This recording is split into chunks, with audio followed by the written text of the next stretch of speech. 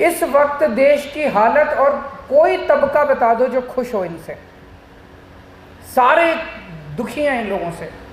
बेड़ा गर्क कर दिया इन्होंने, इकोनॉमी का बेड़ा गर्क कर दिया, सब चीज़ों का बेड़ा गर्क कर दिया। तो मुझे लगता है आज अगर सबसे बड़ी कोई देशभक्ति का काम हो सकता है तो वो एक ही है कि 2024 में इनको हटाओ, है कि नहीं है? 2024 में इनको हटाना सबसे बड़ी देशभक्ति का काम है। देश तभी तरक्की करेगा। इन्होंने जो निर्णय लिए कुछ समझ नहीं आता ये क्यों निर्णय लेते हैं। ये निर्णय लेते हैं कि इनकी जगह कोई और निर्णय लेता है। 2016 में बोले कि भ्रष्टाचार दूर करने के लिए हजार हजार के नोट खत्म कर रहे हैं। इनसे पूछा भाई हजार हजार के नोट खत्म करने से कैसे भ्रष्टाचार दूर होगा? तो बोले कि बड़े नोटों में काला पैसा रखने में सहूलियत होती है, तो इसीलिए बड़ा नोट खत्म कर रहे हैं, हजार हजार के नोट खत्म कर रहे हैं। और 1000 का नोट खत्म करके 2000 का नोट ले आए। तो बताओ भाई, बड़ा नोट 1000 के बदले 2000 का नोट ले आए तो कैसे भ्रष्टाचार खत्म हुआ नोटबंदी से? कुछ नहीं खत्म हुआ। बोले आतंकवाद खत्म होगा, आतंकवाद खत्म हुआ उनसे? कुछ नहीं हुआ। तो ऐसा लगता है उस टाइम बड़ी अफवाहें चली थी जब 2016 के अंदर नोटबंदी हुई थी कि बहुत जबरदस्त भ्रष्टाचार हो रहा है, 30-30% में नोट बदले जा रहे हैं। बड़े बड़े आम जनता तो लाइनों में लगी है, लेकिन बड़े बड़े लोगों के पीछे दरवाजे से नोट बदले जा रहे हैं। जितने करोड़ों रुपए दे दो, लेकिन 30% में नोट बदले जा रहे हैं, 30% कमीशन ले रहे हैं ये लोग। उसके बाद ये 2000 का नोट ले आए। अभी 7 साल भी नहीं हुए, अब इन्होंने 2000 का नोट बंद कर दिया। अब ये समझ नहीं आता 7 साल बाद ही 2000 का नोट फिर लाए क्यों थे?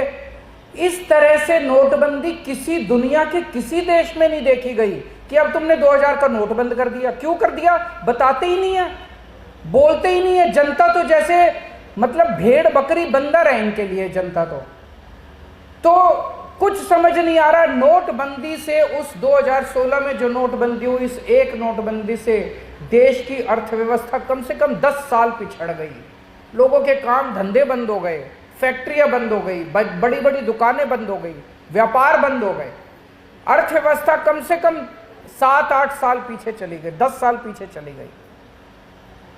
पूरे देश के अंदर देख लो, आज व्यापारी इतना दुखी है, इतना दुखी है। सब कहते हैं जी पहले व्यापार ठीक चला करता था, अब तो व्यापार का भट्ठा बैठ गया। पहले नोटबंदी कर दी, फिर ये जीएसटी ले आए। जीएसटी इतना कॉम्प्लिकेटेड है, इतना किसी की समझ में नहीं आता। बस चार्टर्ड अकाउंटेंट को पैसे देते रहो, चार्टर्ड अकाउंटेंट को पैसे देते रहो, और कुछ नहीं है, इसके अलावा कुछ नहीं है।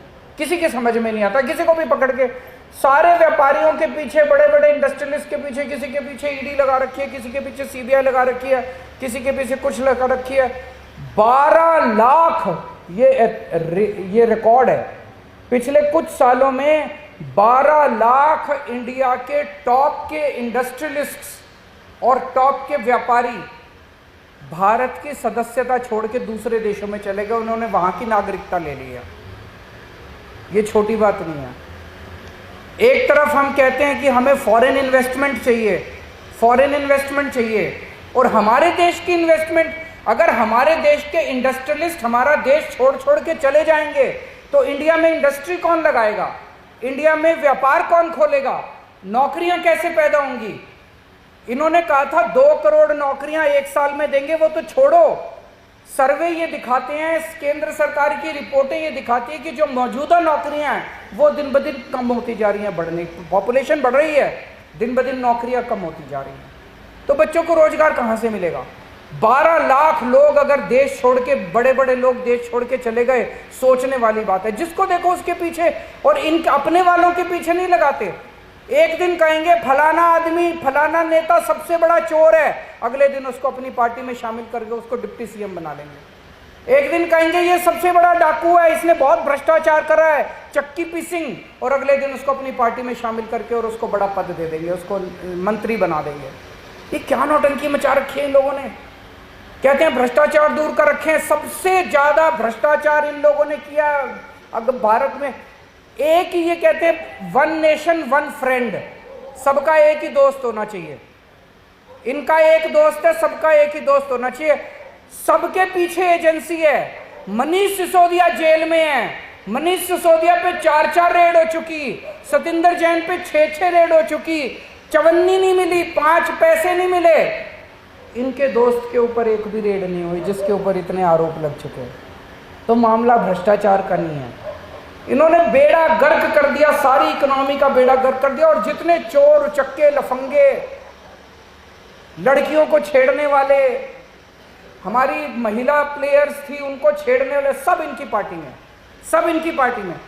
इनकी पार्टी एक तरह से प्रोटेक्शन देती है। कोई कहीं चोर उचक्का लफंगा गलत काम कराए, इनकी पार्टी शामिल कर ले, उसके बाद किसी एजेंसी की, पुलिस की हिम्मत नहीं है जो उसको हाथ लगा दे, जो उसको कुछ कर दे। तो इन्होंने तरक्की का तो एक भी काम नहीं किया। आज सबसे बड़ी 3 समस्याएं हैं देश के सामने।